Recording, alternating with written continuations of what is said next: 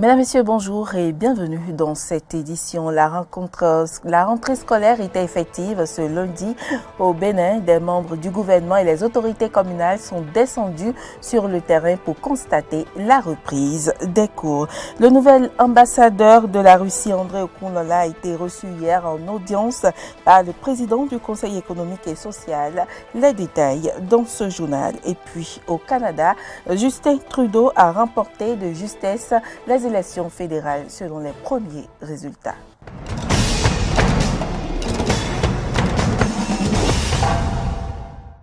Bienvenue à toutes et à tous. Comme annoncé, le président de la République tient depuis ce matin une rencontre avec tous les maires. Le chef de l'État, Patrice Talon, a fait part des réformes en vue au niveau décentralisé à ses autorités communales. 24 heures plus tôt, le maire de la ville de Cotonou et par ailleurs président de l'association des communes du Bénin, Luc Atropo, a été reçu au palais de la Marina. Vous aurez plus de détails sur cette rencontre dans nos prochaines éditions.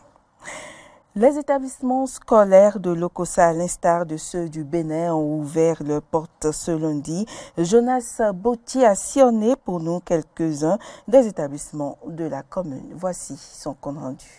Je me sens en joie. Il y a une très grande joie qui est en moi. C'est la joie des retrouvailles après les vacances ce lundi, jour de rentrée scolaire dans les écoles et collèges publics et privés de l'Okossa. Dans la plupart des établissements sillonnés, ces premières heures de l'année scolaire 2021-2022 ont été prioritairement consacrées aux inscriptions. Ce matin déjà comme activité, il y a les inscriptions. Demain mardi, nous avons l'évaluation diagnostique. Les maîtres commençaient par voir certaines choses pour quand même rafraîchir la mémoire des enfants afin que demain puissent affronter cette évaluation diagnostique. Ce matin, nous poursuivons avec l'inscription, notamment donc, des élèves de 6e. Les anciens, ils savent déjà leur classe. Les enseignants qui sont là se dirigent vers les classes. Croisé au CGE3 à l'Okossa, dans sa ronde à travers les établissements secondaires, le directeur départemental des enseignements secondaires du Mono apprécie. Je puis vous rassurer que le constat est positif. Tous les acteurs sont au rendez-vous, particulièrement les enseignants. Les apprenants aussi, la plupart sont là, même si ce n'est pas encore tout l'effectif que nous attendons. Nous avons constaté quand même que les cours ont démarré et que les enseignants sont au poste et ont commencé effectivement le travail.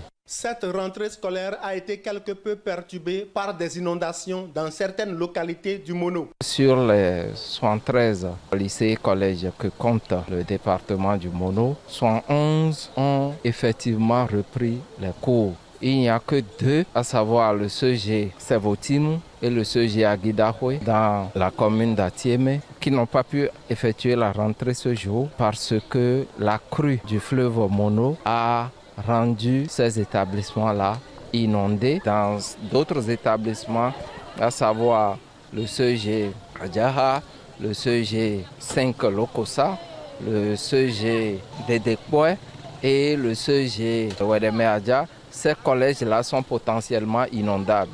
Mais il y a déjà un plan d'aménagement de calendrier spécial pour ces établissements-là. Prenant la mesure des défis de cette nouvelle année scolaire, des apprenants et enseignants de l'Okossa s'engagent déjà pour de meilleurs résultats en fin d'année. Moi, je dois beaucoup m'appliquer.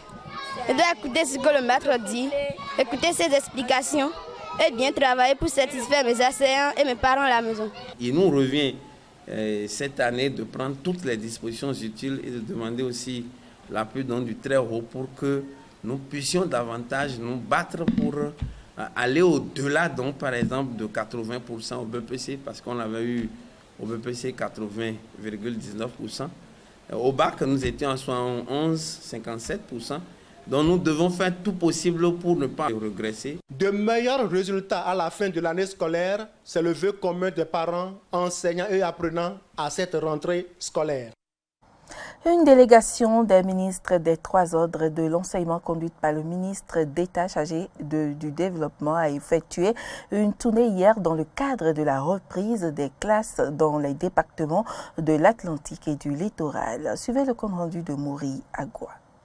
Composé des ministres Salimane Karimou des enseignements maternels et primaires, Kwaro Yves Tchabi des enseignements secondaires, techniques et de la formation professionnelle, et Léonore Ladécan de l'enseignement supérieur et de la recherche scientifique, cette délégation, conduite par le ministre d'État chargé du plan et du développement, Abdoulaye Biotchane, s'est rendue au complexe scolaire de Godomé-Togoudou pour le constat de l'effectivité du démarrage de la rentrée des classes. Après avoir prodigué sur place des conseils aux écoliers, la délégation s'est ensuite rendue à Dékoumbé, au complexe scolaire Saint-Georges, où une classe de CM2 et de terminale ont été visitées. Ce fut le tour du lycée Koulibaly de Cotonou, où une salle de fabrication des pièces a été visitée. À toutes ces étapes, le ministre Salimane Karimou a donné des instructions. Pendant les activités pédagogiques, l'enseignant baisse le masque. Mais il reste à distance des apprenants. Alors, si les enfants sont en activité, et il doit pouvoir circuler pour voir et remettre son masque. Ok. Mais on lui a dit de baisser le masque parce qu'il doit être audible. Pour que les enfants puissent entrer. Et c'est valable pour tous les cours. Ok. Vous, les directeurs, veillez à cela. Au thème de cette tournée, le ministre d'État Abdoulaye Biotchane a exprimé sa satisfaction. C'est avec beaucoup de satisfaction que nous avons pu constater aussi bien à Calavi qu'à Cotonou que la rentrée est effective, les élèves sont là, on a vu même des classes relativement pleines. C'est donc avec enthousiasme que beaucoup de jeunes apprenants sont revenus dans leurs établissements scolaires. Nous avons pu la semaine dernière avec les syndicats examiner les conditions de préparation de la rentrée. Et c'est donc une confirmation pour nous de constater que toutes les conditions mises en place par le gouvernement en faveur des apprenants, en faveur des établissements, en faveur des enseignants, ont pu permettre cette bonne rentrée. Le ministre d'État souhaite obtenir cette année des résultats aussi bons que l'année dernière. Nous investissons beaucoup dans cette éducation. Le gouvernement a engagé des réformes très importante, notamment dans la stratégie sur la formation professionnelle et scientifique. Et donc, je viens avec les ministres constater que tout ça est en train de prendre corps et que nous allons probablement, en tout cas nous l'espérons, avoir à la fin de cette année scolaire des résultats aussi bons que l'année dernière. Le ministre d'État Abdoulaye Biotchane a exhorté les acteurs du système éducatif à continuer les efforts qui permettent d'avoir d'excellents résultats. Le préfet du département du Littoral et le maire de la commune de Cotonou étaient également en tournée ce lundi pour constater l'effectivité de la rentrée scolaire 2021-2022, une occasion pour les deux autorités de lancer officiellement les activités scolaires. Samson Oké. Pendant 3 mois, la petite école a dormi. Ce 20 septembre, elle a rouvert ses portes. Et pour s'en convaincre, le préfet du département du Littoral et le maire de la ville de Cotonou, accompagnés d'une forte délégation, ont parcouru plusieurs établissements scolaires publics et privés. Première étape, le complexe scolaire Akpakpa Nord. C'est ici que s'est déroulée la cérémonie officielle de la reprise des classes. Je voudrais vous souhaiter à vous tous une bonne rentrée. Vous êtes bien reposés. Aujourd'hui, vous reprenez les classes. Nous ferons ce qui est en notre pouvoir, en notre devoir, pour que vous puissiez travailler dans de très bonnes conditions. Les dispositions au plus haut niveau ont été prises. Nous travaillerons d'arrache-pied avec vos autorités pour que les conditions au fur et à mesure, dans la commune de Cotonou, s'améliore. Du complexe scolaire Akpakpa Nord à celui de Gbeto Sud, en passant par le collège catholique Père-Pierre et le lycée Koulibaly de Cotonou, les mesures prises contre la propagation du coronavirus sont identiques. Les premières dispositions, c'est que le gouvernement a pris conscience de cette recrudescence de pandémie et donc a réactivé les mesures de protection qui ont été prescrites par un communiqué. Et en ce qui concerne les enfants, évidemment, c'est des dispositions qui ont été prises pour qu'il y ait des masques pour les enfants et les apprenants. le lavage systématique des mains à l'eau, au savon, au gel hydroalcoolique, les recommandations de vaccination pour les adultes, ce qui limite les risques de propagation aux enfants. Dans la plupart des écoles parcourues par la délégation, les cours ont effectivement démarré, ce qui annonce une année scolaire apaisée. Et la rentrée académique intervient dans une période où le Bénin connaît une résurgence des cas de Covid-19. Quelles sont les dispositions que les parents d'élèves doivent prendre pour protéger leurs enfants? Nous avons posé la question à Marcos Dousso, médecin pédiatre. Suivez ses conseils au micro de Juste Aimé Defodji. Quand je prends le lavage des mains, pour le faire, il faut déjà que les enfants soient formés à cela. Donc ça commence depuis la maison, qu'on leur montre comment il faut qu'ils se lavent les mains. Donc ça, les parents ont un grand rôle à jouer, les enseignants aussi. Mais le plus important, il faut qu'il y ait le dispositif. Il y a également l'usage des gels aussi, des gels hydroalcooliques qui facilite également la chose. Ce qui est intéressant dans le lavage des mains, c'est que cette façon de faire va nous permettre non seulement de prévenir le coronavirus, mais également de prévenir beaucoup d'autres affections, parce qu'il y a beaucoup de maladies qui sont de transmission manou-portée, c'est-à-dire notre main transporte beaucoup de gènes. Et donc, un bon lavage des mains va vraiment permettre d'éviter les infections digestives, par exemple, et d'éviter d'autres formes d'infections respiratoires qui ne sont pas causées uniquement par le coronavirus. Alors, par rapport au port de masque, nous savons que c'est difficile de porter les masques comme ça se doit, parce que, idéalement, quand vous portez un masque, après 6 heures de temps, vous êtes appelé à changer. Et donc, il y a des masques en paille, en tissu. Donc, il est recommandé alors d'en avoir plusieurs. Donc, il ne s'agit pas de porter un seul masque du matin au soir. Donc, il faut doter les enfants de plusieurs masques, au moins 2, et faire en sorte que les soirs, ces masques soient lavés. Donc, on n'est pas obligé de les tremper dans de l'eau de javel. On peut les laver et les sécher comme cela se doit. Cela contribuerait déjà vraiment à respecter ces mesures. Autre information dans cette édition, le nouvel ambassadeur du Bénin près la Russie, André Okunlola, a été reçu en audience ce lundi par le président du Conseil économique et social. L'ancien député est allé recueillir les conseils du président de l'institution, comme le recommande la tradition. Voici quelques propos de André Okunlola à la sortie de l'audience. Le Conseil économique et social, c'est une institution importante de la République.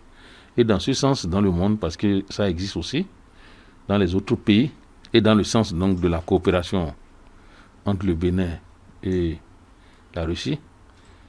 Donc cette institution, celle qui existe au niveau de la Russie, je dois m'atteler à consolider les relations entre les deux institutions, dans le sens de pouvoir bouger les lignes, afin que véritablement que le Conseil économique et social du Bénin et celui donc de la Russie puissent coopérer pour que nos deux peuples, que ce soit le peuple du Bénin et de la Russie, qu'on puisse échanger dans le sens donc de la diplomatie que nous avons appelée la diplomatie de développement, pour que les choses puissent aller dans le sens du bien-être de nos populations. Et surtout que je profite de dire que je suis heureux quand le président me disait ce matin que le Conseil économique et social a gagné un prix dans le cadre donc de cette association mondiale donc du Conseil économique et social, et où à Moscou qu'il a reçu le prix. Donc c'est une très bonne chose et je profite pour lui présenter les félicitations. Ça veut dire que notre Conseil économique et social a déjà fait donc un grand pas où il est reconnu aujourd'hui dans le monde. Je ne peux qu'accompagner ça pour que, dans le sens donc de la coopération entre les deux peuples, entre les deux pays, que nous pouvons redynamiser les choses afin que les choses aillent mieux. Voilà pourquoi, avec les missions spécifiques que j'ai eues auprès du président, dès que je rentrerai à Moscou, je vais prendre contact avec son homologue russe et chercher à pouvoir dérouler par une feuille de route tout ce qu'il m'a dit ce matin comme mission, afin que les choses aillent mieux. L'actualité hors de nos frontières à présent, le Soudan a échappé à une tentative de coup d'État ce lundi 20 septembre, a annoncé mardi l'armée dans un communiqué lu à la télévision nationale, précisant que les autorités maîtrisaient la situation. Selon Khartoum, des partisans du président déchu Omar el-Béchir en seraient responsables. En marge de l'Assemblée générale de l'ONU, le chef de la diplomatie française est revenu à la charge sur le dossier de la vente annulée des sous-marins en Australie. La cible est toujours la même, la trahison de Washington et l'attitude de Joe Biden à celle de son prédécesseur. Jean-Yves Le Drian, qui a eu le soutien de l'UE, appelle à des réflexions lourdes entre Européens et sur la conception des alliances. Apaisement ou retrouvailles tendues, la crise diplomatique sans précédent de Washington et Paris s'invite depuis lundi dans les couloirs de l'Assemblée générale annuelle de l'ONU. En cause, l'annonce le 15 septembre d'un pacte de sécurité conclu par les Américains, le Royaume-Uni et l'Australie pour contrer Pékin. Un coup de poignard dans le dos pour la France, qui perd au passage un énorme contrat de sous-marins commandé par Canberra. Malgré une tentative d'apaisement de la part de Washington, la pilule ne passe pas pour la France. Si un entretien téléphonique est prévu entre les deux chefs d'État dans les jours à venir, Emmanuel Macron a renoncé à se rendre à New York, laissant la tribune au Quai d'Orsay, qui donne le ton. L'unilatéralisme, l'imprévisibilité, le défaut de concertation entre alliés que nous avons constaté dans la décision prise par l'Australie et les États-Unis, c'est la permanence de réflexes d'une époque que nous espérions révolue.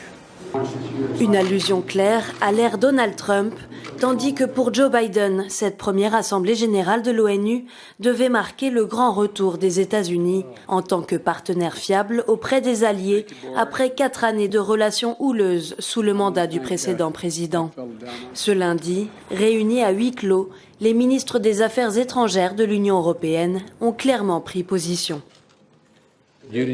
Lors des discussions, les ministres ont exprimé explicitement leur solidarité à l'égard de la France. Et cette annonce de l'alliance AUKUS et de l'accord sur les sous-marins australiens va à l'encontre des appels à une plus grande coopération avec l'Union européenne dans la région Indo-Pacifique. Un soutien européen, mais sans réelle marge de manœuvre. Les discours de ce mardi seront scrutés de près par les 27. Au cœur des discussions, le positionnement à tenir face à la Chine. Le président Biden a fait du bras de fer avec le géant asiatique la grande priorité diplomatique de son mandat. En lançant le partenariat avec Canberra, il choisit des alliés alignés sur une stratégie de confrontation avec Pékin, une orientation largement dénoncée par les Européens. Et à l'ONU, les Américains ont prévu de rencontrer uniquement les représentants australiens et britanniques. Joe Biden, néanmoins, a fait savoir qu'il avait hâte de s'entretenir avec Emmanuel Macron. La Maison-Blanche souhaite continuer à travailler étroitement avec la France dans la zone Indo-Pacifique, même son de cloche du côté du Royaume-Uni. Un allié clé, un partenaire vital, une relation indestructible. Après l'annonce du programme AUKUS, Joe Biden et Boris Johnson ont tenu à rappeler l'importante collaboration entre Paris, Washington et Londres, une tentative pour faire avaler la pilule après le torpillage d'un contrat monumental de 56 milliards d'euros. La France en particulier a une présence importante en Indo-Pacifique et il s'agit d'un partenaire et d'un allié clé pour renforcer la sécurité et la prospérité de la région. Les États-Unis se réjouissent de travailler étroitement avec la France et d'autres pays clés à l'avenir. Le Royaume-Uni et la France ont, je crois, une relation très importante et indestructible. Et bien sûr, nous discuterons avec tous nos amis de la manière de faire fonctionner le pacte AUKUS afin qu'il ne soit pas excluant, qu'il ne divise pas. Pas de quoi apaiser l'Élysée. Pour la première fois dans l'histoire, Emmanuel Macron a décidé de rappeler ses ambassadeurs à Washington et Canberra. Comme Joe Biden, Scott Morrison, le Premier ministre australien, a joué la carte de l'empathie, mais justifié son choix face à la menace chinoise. Bien sûr, nous sommes déçus par les actions de rappel de l'ambassadeur, mais nous les comprenons, nous les respectons et nous comprenons la profonde déception. Mais en même temps, l'Australie, comme toute nation souveraine, doit toujours prendre des décisions qui sont dans l'intérêt de sa souveraineté et de sa défense nationale.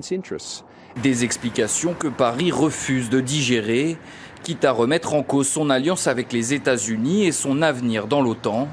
Depuis plusieurs jours, les députés de l'opposition appellent en effet à un retrait du commandement intégré de l'organisation transatlantique. Cette nouvelle crise de confiance entre la France et les États-Unis se propagera-t-elle à l'Union européenne ? Ursula von der Leyen a dénoncé ce lundi le manque de loyauté des États-Unis et a déjà annoncé un sommet de la défense européenne en 2022 sous la présidence de la France. Et puis, Justin Trudeau a remporté de justesse les élections fédérales. Selon les premiers résultats, il a obtenu 158 sièges au Parlement, suivi du Parti conservateur, un chiffre sous le seuil des 170, permettant d'obtenir une majorité. Le Premier ministre promet un avenir meilleur pour les Canadiens. On l'écoute. Vous nous renvoyez au travail avec un mandat clair pour nous permettre de traverser la pandémie et d'accéder à un avenir meilleur. Mes amis, c'est exactement ce que nous sommes prêts à faire.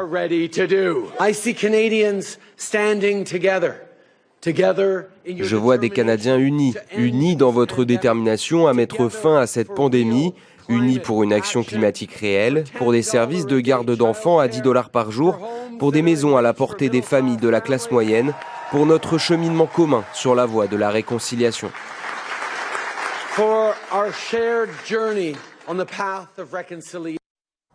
Mesdames, Messieurs, ce sera tout pour ce point de l'actualité. L'information se poursuit sur nos différentes plateformes digitales, Facebook, Twitter, YouTube et sur notre site internet www.bene-eden.tv.